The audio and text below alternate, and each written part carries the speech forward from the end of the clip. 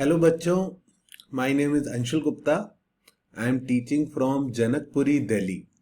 इस वीडियो का मोटिव है टू रिमाइंड यू कि इलेक्ट्रोस्टैटिक्स में मैंने क्या क्या पढ़ाया था। मैं आपको सारे फॉर्मूलेज बताऊंगा, सारे कंसेप्ट बताऊंगा 15 से 20 मिनट की वीडियोस में।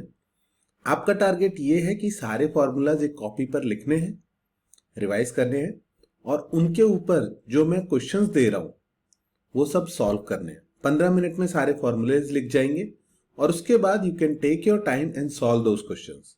मोटिव ये है कि मेरे को पढ़ाए हुए 1 महीना हो गया है बैच में। अगर आप भूल गए हो तो इस वीडियो के बाद आपको वो सारे टॉपिक्स याद आ जाएंगे, सारे फॉर्मूलेज याद आ जाएंगे और सब पर बेस्ड एक एक क्वेश्चन आप सॉल्व कर लोगे। अगर क्वेश्चन सॉल्व कर लिए तो आपको उनका एप्लीकेशन भी याद आ जाएगा। ठीक है, तो कम से कम टाइम में चैप्टर कैसे रिवाइज करना है इसकी प्रैक्टिस के लिए ये वीडियो बना रहा हूं। वीडियो की हेडिंग क्या होगी? Electrostatics all important concepts. ठीक है, चलो पहले देखते हैं। सबसे पहले मैंने आपको बच्चों सिखाया था कूलम्ब्स लॉ। कूलम्ब्स लॉ का फॉर्मूला बहुत सिंपल था। अगर दो charge particle Q1 and Q2 एक दूसरे के आसपास रखे हैं तो वो एक दूसरे पर फोर्स लगाएंगे। अगर दोनों लाइक चार्जेस है तो वो फोर्स रिपल्सिव होगा और वो फोर्स किस पे डिपेंड करेगा? उनके बीच की डिस्टेंस पर। उस फोर्स की वैल्यू आपको याद होनी चाहिए। वैल्यू होती है K Q1 Q2 by R square. यहां पर ये जो K है इसकी वैल्यू अलग से याद होनी चाहिए। इस K की वैल्यू है 9 into 10⁻⁹ which is actually equal to 1/4 pi epsilon naught. और एप्सिलॉन नॉट होता है परमिटिविटी ऑफ फ्री स्पेस, जिसकी वैल्यू है epsilon naught is equals to 8.85 into 10⁻⁻12। इसकी वैल्यू याद नहीं भी रहती है तो कोई टेंशन नहीं है, इसकी वैल्यू हमेशा गिवन होती है। के की वैल्यू याद रहे तो आपके लिए अच्छा होगा।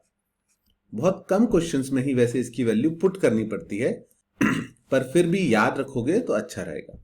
कूलम्ब्स लॉ में नोटिस करने वाली चीज ये है कि अगर एक पॉजिटिव चार्ज हो और दूसरा चार्ज निगेटिव हो तो ये एक दूसरे को रिपेल नहीं करेंगे, एक दूसरे को अट्रैक्ट करेंगे।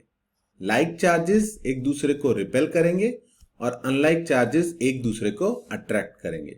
आपको जो पता होना चाहिए वो ये है कि इस बार सेकेंड टाइम में भी जब फोर्स की वैल्यू लिखनी है तो वो K Q1 Q2 by R square ही लिखनी है। मतलब Q1 और Q2 में पॉजिटिव या नेगेटिव पुट नहीं करना है, कोई साइन पुट नहीं करना है। क्यों? क्योंकि ये जो हम फोर्स कैलकुलेट कर रहे हैं ये फोर्स का मैग्नीट्यूड है और बच्चों मैग्नीट्यूड कभी नेगेटिव नहीं आता। तो आप एकदम से सोचोगे कि सर पॉजिटिव और नेगेटिव का क्या रोल था? कूलम्ब्स लॉ के फॉर्मूले से हम फोर्स का मैग्नीट्यूड कैलकुलेट करेंगे, डायरेक्शन अपने खुद के लॉजिक से डिसाइड करेंगे। अगर लाइक चार्जेस हैं तो फोर्स जो है वो उनको ज्वाइन करने वाली लाइन पे बाहर की तरफ होगा और अगर अनलाइक चार्जेस हैं, एक पॉजिटिव और दूसरा नेगेटिव, तो फोर्स जो है वो उनको ज्वाइन करने वाली लाइन पर अंदर की तरफ होगा, अट्रैक्टिव होगा या फिर पहले केस की तरह रिपल्सिव होगा। अगर आपको लगता है कि सर कूलम्ब्स लॉ आता है तो आपको इस पर बेस्ड ये 3 क्वेश्चंस करने होंगे वीडियो खत्म होने के बाद। पहले फॉर्मूला देख लो, बाद में क्वेश्चन करना। 3 क्वेश्चन क्या है? पहले क्वेश्चन में 3 चार्जेस रखे हैं, 4Q प्लस Q और -2Q। इन दोनों के बीच भी डिस्टेंस R है और इन दोनों के बीच भी डिस्टेंस R है। आपको इनको नेमिंग करना है A, B, C और आपको कैलकुलेट करना है net force on particle B। अगर आप ये इजीली कैलकुलेट कर लेते हो तो आपको कंसेप्ट समझ में आ गया। अगर दिक्कत होती है तो you have to come and ask me your doubts. दूसरा क्वेश्चन कौन सा रिवाइज करना है? 3 चार्ज पार्टिकल्स हैं लेकिन इस बार लाइन पे नहीं रखे, Q, 2Q, 3Q और ये एक ट्राइंगल के वर्टेक्सिस पे रखे हुए हैं जिस ट्राइंगल की तीनों साइड लेंथ L है।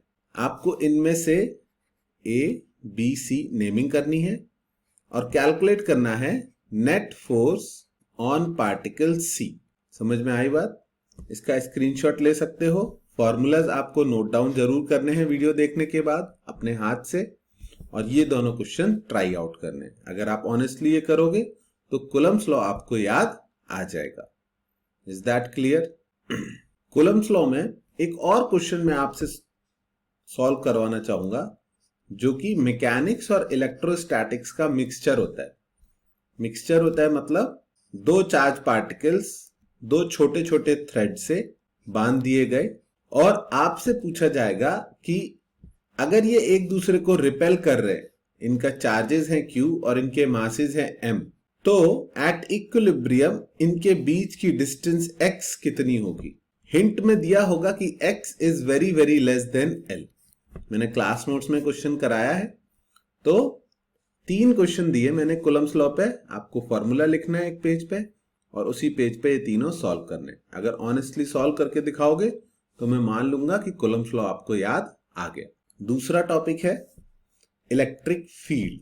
इलेक्ट्रिक फील्ड किसी चार्ज का अपनी सराउंडिंग के इफेक्ट को बोला जाता है।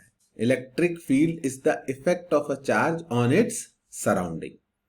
हम जिस चीज की बात करते हैं वो एक्चुअली इलेक्ट्रिक फील्ड स्ट्रेंथ होती है, जिसको हम ई वेक्टर से रिप्रेजेंट करते हैं। डेफिनेशन बहुत आसान है, ध्यान से सुनना।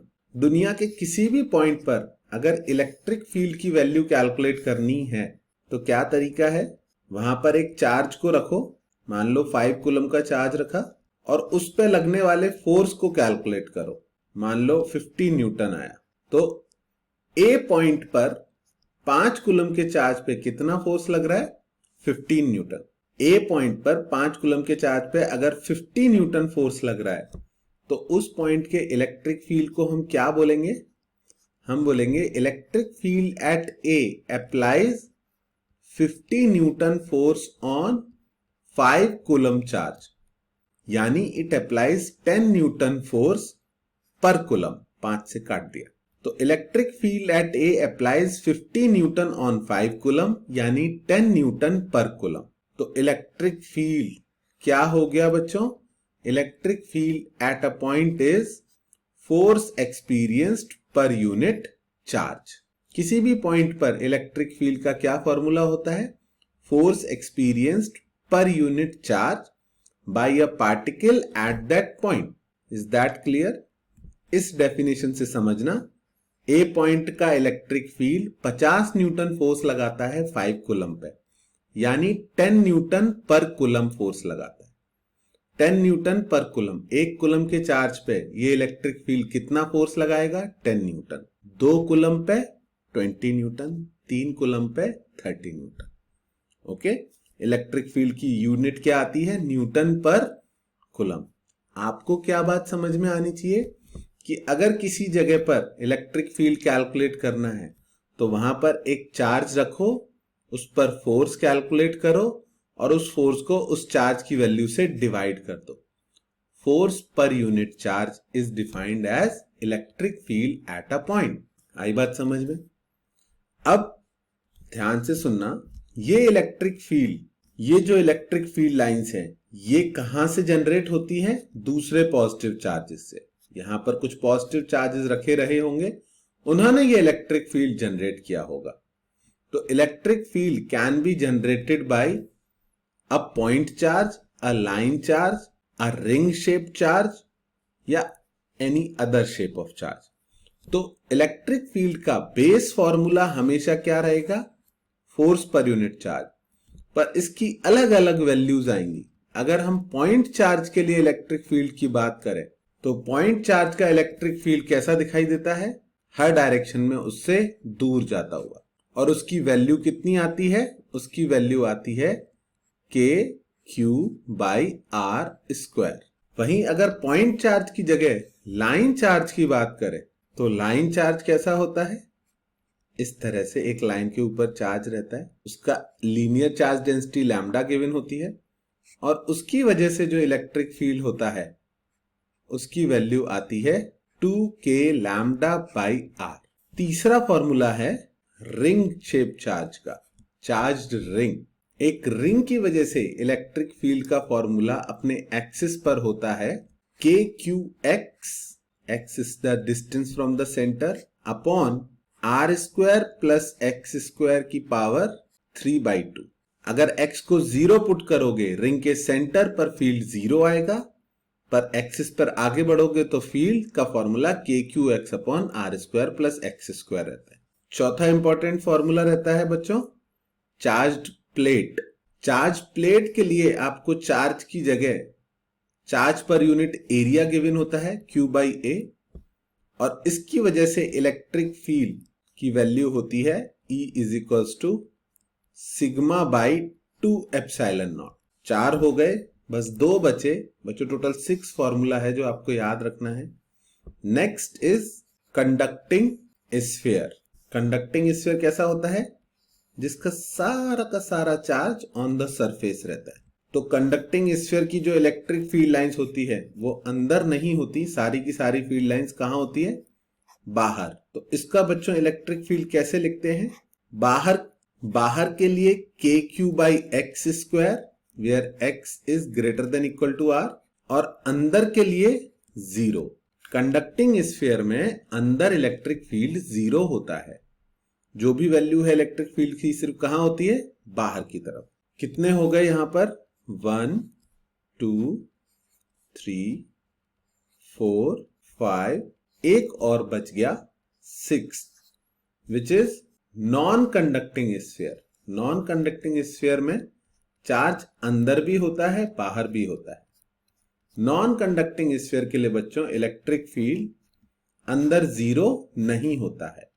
बाहर का फॉर्मूला अभी भी के क्यू बाई एक्स स्क्वायर होता है for x greater than equal to r के लिए, पर अंदर फील्ड 0 नहीं होता। अंदर फील्ड का formula K q x by r cube होता है। ये मैंने आपको गॉस लॉ से प्रूव करके दिखाया था। ओके, प्रूफ नहीं भी याद है तो फॉर्मूला याद होना चाहिए।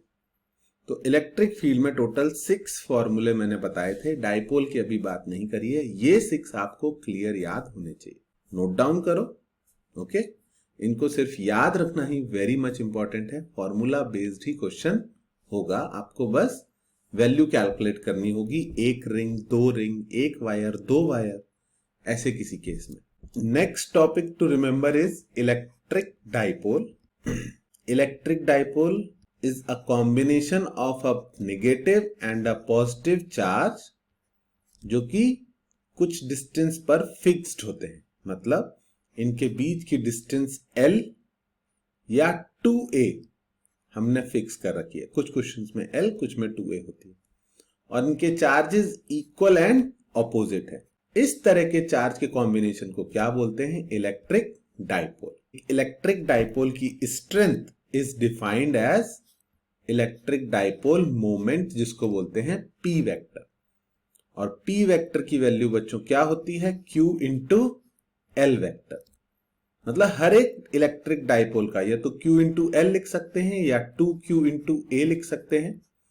हर एक इलेक्ट्रिक डाइपोल की स्ट्रेंथ किस पर डिपेंड करती है?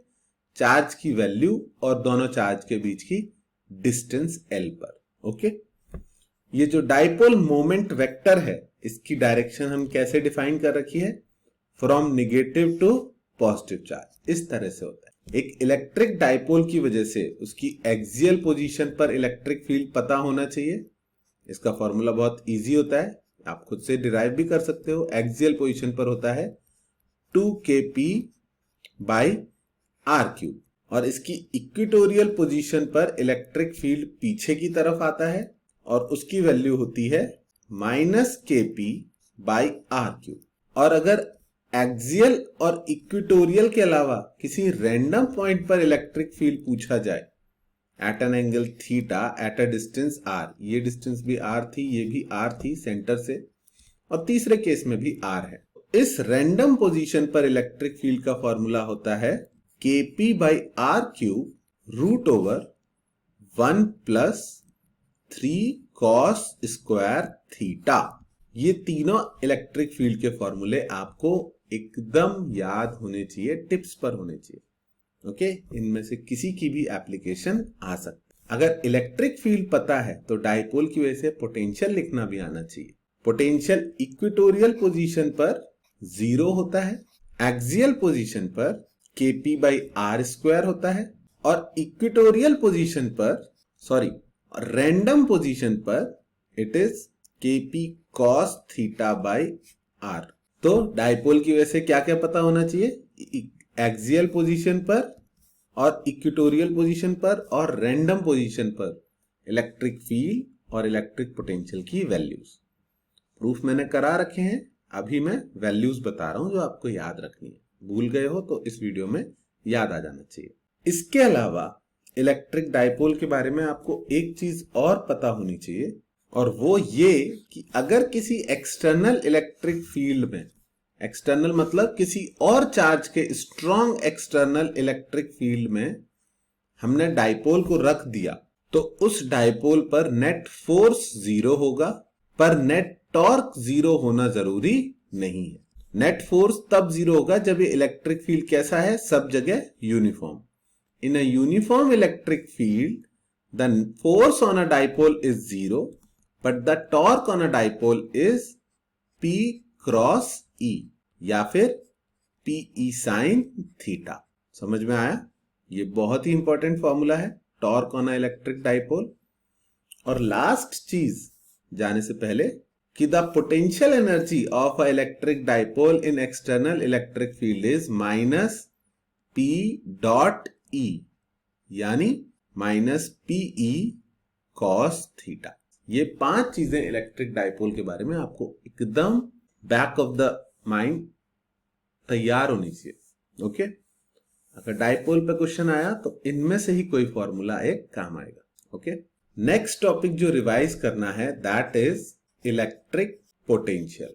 ऑलरेडी डायपोल के पोटेंशियल का फॉर्मूला मैंने लिखा दिया, पर फिर भी इलेक्ट्रिक पोटेंशियल में एक बार एक्सप्लेन कर दूं कि अगर यहां पर एक पॉजिटिव चार्ज रखा है प्लस Q, तो इन्फिनिटी से एक नए चार्ज को इसके पास लाने में आपको कुछ वर्क करना पड़ेगा। मान लीजिए 5 कूलम का चार्ज आप इन्फिनिटी से यहां तक लेके आए, और इस प्रोसेस में आपको मेहनत करनी पड़ी। क्यों करनी पड़ी? क्योंकि ये इसको रिपेल कर रहा है, और वो वर्क आपको करना पड़ा 80 जूल। ठीक है, तो work done to bring a charge from infinity to A कितना किया आपने? 80 जूल। इस पॉइंट को नाम दे दिया मैंने A। तो इसका क्या मतलब निकालोगे? इसका मतलब है the potential at A is you have to do 80 joule of work for 5 coulomb charge, यानी A का पोटेंशियल बोला जाएगा 16 जूल पर कूलम। A पॉइंट पर 1 कूलम के चार्ज को लाने में कितना वर्क करना पड़ेगा? 16 जूल। 2 कूलम के चार्ज को लाने में 32 जूल, 3 कूलम के चार्ज को लाने में 48 जूल, और 5 कूलम के चार्ज को लाने में 80 जूल, जो कि मैंने इनिशियल अज्यूम किया था। तो पोटेंशियल किसी पॉइंट का क्या होता है, उस पॉइंट तक 1 कूलम के चार्ज को लाने में कितनी मेहनत करनी पड़ रही। अगर किसी पॉइंट का पोटेंशियल हाई है तो वहां पहुंचने में ज्यादा मेहनत करनी पड़ेगी, किसी पॉइंट का पोटेंशियल लो है तो वहां पहुंचने में कम मेहनत करनी पड़ेगी। आई बात समझ में? तो A पॉइंट का पोटेंशियल कैसे डिफाइन है? Work done to take a charge from infinity to A per unit charge, that is the potential of a point. A point का पोटेंशियल इतना है, मान लिया इसी 5 कूलम चार्ज को A की जगह हमें B तक लाना था, ये है पॉइंट B। तो आप देख सकते हो A में हमें इस पॉजिटिव चार्ज के ज्यादा क्लोज लाना था, B में थोड़ा दूर लाना है, तो यहां तक लाने में वर्क कुछ कम करना पड़ेगा। मान लो सिर्फ 50 जूल करना पड़ा, इन्फिनिटी टू B सिर्फ 50 जूल वर्क करना पड़ा। तो हम बोल सकते हैं कि पोटेंशियल एट B थोड़ा कम है। पोटेंशियल एट B कितना है? 50 जूल फॉर 5 कूलम, यानी 10 जूल पर कूलम। अब इसको 10 जूल पर कूलम को हमने एक नया नाम दे दिया 10 वोल्ट। आपको क्या याद रखना है? वोल्ट का मतलब होता है जूल पर कूलम। 10 वोल्ट अगर पोटेंशियल है B का, इसका मतलब यहां तक 1 कूलम को लाने में कितना वर्क करना पड़ रहा है? 10 जूल। Is that clear? आई बात समझ में? अब मोस्ट इंपॉर्टेंट पार्ट, अगर B से 1 की तरफ लेके जाना है चार्ज को तो कितना वर्क करना पड़ेगा? तो अगर तुम थोड़ा सा भी लॉजिक लगाओगे कि सर इन्फिनिटी से ए तक ले जाने में 80 जूल करना पड़ा, इन्फिनिटी से बी तक ले जाने में 50 जूल करना पड़ा, तो बी से ए का वर्क डन तो कैलकुलेट कर सकते हैं। Work done to take from infinity to B plus work done to take from B to A कितना होना चाहिए? Work done to take a charge from infinity to A. सोच लो, इन्फिनिटी से ए जाना है तो वर्क डन कितना करना पड़ेगा? इन्फिनिटी से बी तक प्लस बी से ए तक। आई बात समझ में? Work done to take a charge from B to A का क्या फॉर्मूला बनेगा? Work done to take a charge from infinity to A minus work done to take a charge from infinity to B, जिसको हम लिख सकते हैं, इसको क्या लिख सकते हैं? इसको लिख सकते हैं charge into potential at A, Q into V A, minus इसको क्या लिख सकते हैं? इसको क्या लिख सकते हैं? Work done to take from infinity to B, this will be charge into potential of B. तो एक फॉर्मूला जो पोटेंशियल का आपको बहुत जरूरी याद रखना है, work done to take a charge from B to A is q into V A minus V B. And I know कि एग्जाम में कंफ्यूजन हो जाता है कि कौन सा किस में से माइनस करना है, तो मैंने इसका एक इजी फॉर्म याद कर रखा है। Work done to take a charge from initial to final position is charge into potential of final position minus potential of initial position. जब तक आप ये याद रखोगे कि वर्क डन कैलकुलेट करना है तो charge into final potential minus initial potential करना है, तो आप कभी कंफ्यूज नहीं होगे। ए से बी जाना है तो Q into V B minus V A, और B से A जाना है तो Q into V A minus V B, final minus initial. Okay, ये हो गई इलेक्ट्रिक पोटेंशियल की थ्योरी। अब इसके फॉर्मूले याद रखने पड़ेंगे। किसी भी जनरल पॉइंट का पोटेंशियल कैसे डिफाइन किया हमने?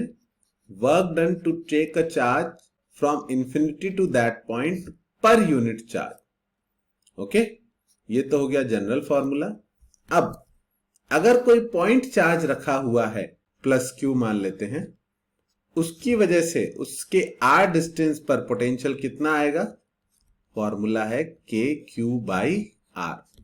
ये स्केलर क्वांटिटी है, इसमें वेक्टर्स मत लगाते रहना फील्ड की तरह, इसको एज इट इज ऐड किया जा सकता है। ओके, अगर कोई लाइन चार्ज है तो लाइन चार्ज की वजह से एब्सोल्यूट पोटेंशियल नहीं लिख पाते हम।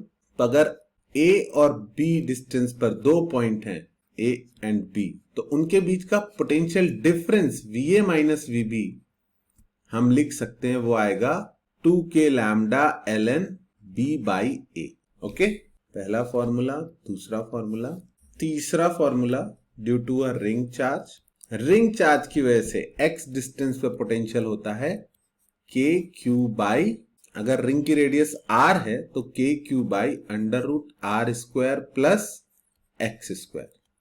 मैंने इसको के क्यू बाई जेड याद कर रखा है, z इज ये वाली डिस्टेंस, इस पॉइंट का पोटेंशियल लिख सकते हो आप। Most important one is this one, electric potential due to a conducting sphere. अगर इन सब में से एक याद रखना है तो वो स्फीयर का याद रखना है, कंडक्टिंग स्फीयर का। कंडक्टिंग स्फीयर की पोटेंशियल जो होता है वो आउटर पॉइंट पे, मतलब अगर x is greater than r है, x greater than equal to r है, तो फॉर्मूला होता है के क्यू बाई एक्स। पर अगर आप अंदर के पॉइंट पर आते हो, x लेस देन r के लिए बात करते हो, तो पोटेंशियल वही होगा जो इलेक्ट्रिक पोटेंशियल उसके सरफेस पे होगा। मतलब अंदर के पॉइंट्स पर पोटेंशियल वही वैल्यू होती है जो सरफेस पे पोटेंशियल की वैल्यू थी। क्यों? क्योंकि अंदर के पॉइंट पर कोई फील्ड नहीं है। तो अगर आपको इंफिनिटी से चार्ज लाना है तो सिर्फ सरफेस तक चार्ज को लाने में वर्क करना पड़ेगा, उसके अंदर ले जाने में कोई फर्दर वर्क नहीं करना पड़ेगा। ये थ्योरी वीडियो नहीं है, ये फॉर्मूला वीडियो है, मैं बहुत ज्यादा डिटेल में नहीं जाऊंगा। ओके, तो अभी के लिए अगर थ्योरी नहीं याद है, अगर प्रूफ नहीं याद है, तो इतना पता होना चाहिए कि इलेक्ट्रिक पोटेंशियल कंडक्टिंग स्फीयर की वजह से उसकी सरफेस पर मैक्सिमम होता है और अंदर के सारे पॉइंट्स पर सेम होता है। Okay, and last non conducting sphere. Non conducting sphere में अंदर के पॉइंट पर भी पोटेंशियल चेंज होगा। क्यों? क्योंकि अंदर के पॉइंट पर भी फील्ड है। तो उसके लिए बाहर के लिए फॉर्मूला होता है KQ/X, जो सबके लिए सेम ही है। अंदर के पॉइंट्स के लिए होता है KQ/2R³ 3R² माइनस x², जिसमें अगर आप x की वैल्यू 0 पुट कर दोगे तो आएगा पोटेंशियल 3/2 KQ/R। सबसे इंपॉर्टेंट बच्चों ये है, पर इसको सीख लो और दुआ करो कि इस पे क्वेश्चन आ जाए, क्योंकि ये बहुत कम लोग सही करके आएंगे। ओके, तो टोटल फॉर्मूले कितने हो गए? 1 2 3 4 एंड 5। ठीक है, हमने क्या क्या किया? Coulomb's law, electric field, electric dipole और इलेक्ट्रिक पोटेंशियल। कैपेसिटर में इस वीडियो में कवर नहीं करूंगा, उसके लिए मैं दूसरी वीडियो बनाऊंगा। आई होप सारे फॉर्मूले आपको याद आ गए। थोड़ा टाइम ज्यादा लग गया, लेकिन सारे फॉर्मूले लिस्ट में लिखने हैं और फिर फोटो खींच के मुझे सेंड करना है। ठीक है, हैंड रिटन फॉर्मूले फोटो खींच के मुझे सेंड करना है, तब मैं मानूंगा कि आपको ये सारे याद हो गए। ओके बच्चों, and once again my name is Anshul Gupta. I am teaching in Janakpuri, Delhi. अगर आप फिजिकल क्लासेस लेना चाहते हो तो you can contact me on the given phone number.